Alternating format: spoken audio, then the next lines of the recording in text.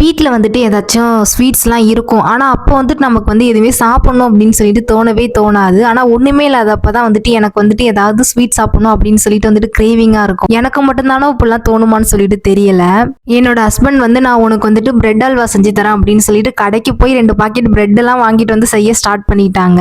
ஆக்சுவலாக அவங்க செய்யக்குள்ள வந்துட்டு அந்த பிரெட்ல வந்துட்டு 4 லேயர்ஸ் இருக்கும்ல, அதை வந்துட்டு கட் பண்ணவே இல்லை. நான் சொன்னேன் இது கட் பண்ணி தான் போடணும், இல்லைன்னா கருப்பு கருப்பாக இருக்கும் அப்படின்னு சொன்னதுக்கு இல்லை இப்படியே செஞ்சாதான் டேஸ்டா இருக்கும், நான் பேச்சுலரா இருக்கும் போது ஆல்ரெடி செஞ்சிருக்கேன் அப்படின்னு வேற சொன்னாங்க. சரி நமக்கு டேஸ்ட் தானப்பா முக்கியம், கலர் எப்படி இருந்தா என்ன அப்படின்னு சொல்லிட்டு நானும் வந்துட்டு எதுவுமே பெருசா அதை வந்துட்டு கண்டுக்கல.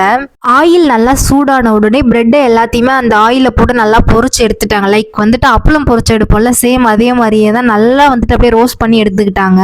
அதுக்கப்புறமா சைட்லயே இன்னொரு பாத்திரத்துல வந்து கொஞ்சமா தண்ணி தேவையான அளவு ஆட் பண்ணி அதை வந்துட்டு நல்லா கொதிக்க வச்சுக்கிட்டாங்க. கொதிக்க வச்சதுக்கு அப்புறமா ஆல்ரெடி ரோஸ்ட் பண்ணி எடுத்து வச்சிருந்த அந்த பிரெட்டை வந்துட்டு இந்த தண்ணியில கொதிச்ச உடனே நல்லா போட்டு மிக்ஸ் பண்ணி கிண்ட ஸ்டார்ட் பண்ணிட்டாங்க.